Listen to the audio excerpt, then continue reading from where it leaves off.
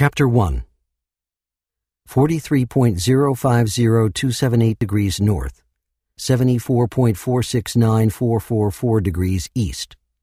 Transit center at Manas, formerly Manas airbase, outside Bishkek, Kyrgyzstan.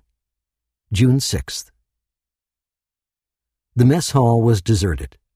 Master Sergeant J.J. Bartley sat alone at a long, well-worn table that had seen thousands of airmen, soldiers, and Marines pause from their work long enough to pound down some grub before returning to their duties.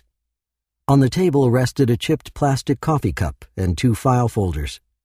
The expansive room seemed twice the size J.J. remembered the last time he passed through the airbase. Of course, the room was full of hungry servicemen then, many headed to Afghanistan. That was Manas's primary role over the last decade, the jumping-off spot for troops headed to hostile country. As an Army Ranger, he did 2 tours of duty in Afghanistan before being hand-selected by Sergeant Major Eric Moyer to be part of a unique Spec Ops team. He made several other missions into the country as part of that squad, including one he was sure would be his last moment on Earth. As it turned out, a pair of F-18s came to the rescue of the 6-man unit as they fought off overwhelming numbers of Taliban fighters advancing on their position. The jet jockeys saved their lives by dropping a pair of ICM bombs on their location.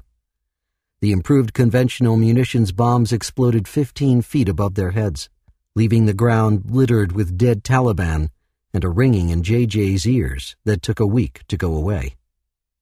That seemed a lifetime ago. Since then, as the sniper and explosives expert for his team, he traveled to a dozen different places on the planet, none of which he was allowed to name, and carried out missions he was forbidden to speak about. "Sterile you want, boss, but that coffee ain't going to do any tricks." J.J. didn't have to look up to know that Sergeant First Class Jose Doc Medina was approaching. He raised his gaze anyway, and returned the medic's smile. Jose was a solid man, with a keen mind, quick humor, and an admirable steadiness. If the sky were to rip in half and a million alien ships from another dimension appeared ready to take over the world, J.J. was sure Jose would look up and say, "Well, look at that. A man doesn't see that every day." J.J. liked the man for another reason. In addition to his being a superior soldier, he also saved J.J.'s life after a gun battle. He owed the man several pizzas for that. "Hey, Doc, where you been?" "They have a great rec hall here. I was shooting pool with the Air Force guys." He pulled out a chair and sat. "All in the name of inter-service fun, no doubt." J.J. lifted his cup. The coffee was cold. "Of course. You know I believe we should respect all branches of the military, even the inferior, less skilled ones." "How much?" "Huh? You heard me." Jose shrugged. "Maybe a couple of 20s. "Total?" "Each." Jose pretended to look guilty. "How many airmen did you fleece?" "Oh, who keeps track of such things? I was just killing time." J.J. narrowed his eyes. "Okay, just 4. My conscience was beginning to bother me." "Lucky for them." He put the cup down. "Seen Pete and Crispin?" "Not since Crispin gave his little demonstration. He did a good job. I was impressed. And I've seen his tech kung fu in the field. All those itty-bitty surveillance drones were a hit. Left the local tech boys drooling." "Yeah, I was there, but I haven't seen them since." "Do you need them? I'll go round them up." "Nah, just as long as they're front and center when the new guys arrive." "Ah, that's it." J.J. cocked his head. "What's it?" "You look down, boss, like you've lost your favorite girlfriend." "My favorite girlfriend? You know I'm married. Tess won't let me have girlfriends." Jose slumped in his chair. "Wives are funny that way. My wife won't let me date either." He paused to let the quip die before establishing a more somber tone. "I miss them too." "I didn't say anything about missing anyone." "I was listening to your face." "Sometimes you confuse me, Doc." Jose chuckled. "You know what they say about Hispanics. We're inscrutable." "I thought that referred to Asians in old movies." Asians, Hispanics, whatever." Another pause. "You're thinking about Boss and Shaq." They're home safe and sound. I'm not worried about them." Images of the team's former leader and second-in-command strobed in his mind. Last he saw them, they looked well and happy. He could hardly tell both were severely wounded, and the latter lost an eye. Both retired shortly after the mission in eastern Siberia and took jobs with a civilian security firm. "I didn't say you were worried about them. I think you're worried because they're not here. You went from team member to boss in short order. There's got to be some psychological whiplash in that." "Psychological whiplash? They teach you that at Fort Sam, Houston?" "Nope. Medic training taught me many things, but not much psychology. Life, on the other hand, has taught me a ton." "Okay, Doc. What's eating me?" Jose sat up and leaned forward on the table. "Nothing bad, boss. You're just being human." "I don't think I'll ever get used to being called boss. Every time someone calls me that, I think of Moyer." "You'll get the hang of it." Jose paused. "Can we talk like a couple of old buddies?" "That's what we are, Jose." "Well, at least in here. Anyone else walks in this room and I'll go back to being formal." The corner of J.J.'s mouth inched up. "You have a formal side?" "I'm nothing if not a model of army decorum." He inched closer to the table, as if he were about to whisper a secret. His volume remained the same. "Okay, here's how I see it. We are creatures of training. We enlist and start at the lowest rank. Time and service and experience lead to promotions. We have a good idea how that's going to progress. You've just been pushed up the ladder faster than expected. The view is different up there." "True." "So now you've been selected to take over for a man we admire and respect. He's one in a million.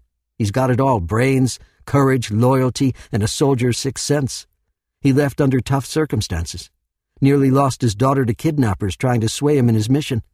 Took a beating, nearly died. To hear him tell it, he did die and came back. His cover was blown, so his usefulness as field operative was gone, and that's all he ever wanted to do." "He is a great man. Taught me more about soldiering than basic, AIT, and Ranger training combined." A wave of sadness ran over J.J. "I can't be Eric Moyer, Doc. In my mind, he will always be boss." "But he's not, J.J. He was team leader. Now you're the man. No one is asking you to be Eric Moyer. The Army, the team, wants you to be you." "Is that enough?" Jose straightened and stared into J.J.'s eyes. "It is in my book." "It's not that I'm afraid. You'd better be afraid. I don't trust a man who says he's not afraid. Such men are either liars or lunatics." J.J. raised an eyebrow. "Really? And which am I?" "You're neither. I've seen you afraid and you've never been braver. You can do this, J.J. I got your 6. You know that. Pete danced a jig when he heard of your promotion. At least I think it was a jig. The man has no rhythm." J.J. laughed. "You got that right. First time I saw him bust a move, I thought he was being electrocuted." Jose chuckled. Then the grin evaporated. "Seriously, J.J., I'm proud to follow you into battle. Don't doubt yourself, and don't doubt us. Besides, if you screw up, Moyer will kick your butt, then turn on me for not straightening you out." "That's a terrifying thought." J.J. gazed into the black fluid in his cup. More than self-doubt was eating at him, but he had endured all the pep talk he could. Jose seemed to sense it. "You happy with the new guys?" The medic motioned to the personnel jackets. "Yeah, as much as I can be. It's hard to judge a man's character from notes on evaluation forms. Both are experienced and decorated.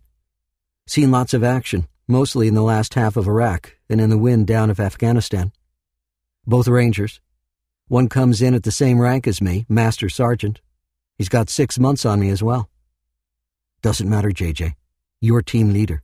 He'll know that. He'll also know that I was frocked. I have the extra stripe, but not the official promotion and pay. It's just a matter of time, J.J. You know, once there's some headroom, you'll get the full promotion and maybe more. It's all a numbers game. There's scores of soldiers working at a higher rank than the Army is allowed to give them. Functionally, you're the man, and I'll fight with any man who disagrees." "You're a pal. but you may want to hold on to the boast for a while." "Why?" "You'll see." The door to the mess hall opened, and a skinny airman stepped into the dim space, saw them, then walked to the table. "Master Sergeant Bartley, I've been asked to tell you the transport plane you've been waiting for is touched down. It's pulling to the tarmac now."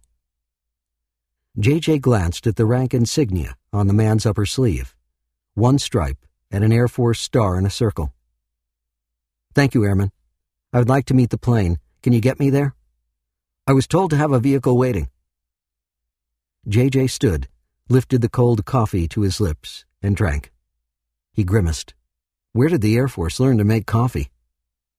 The young airman remained straight-faced. "From the Navy."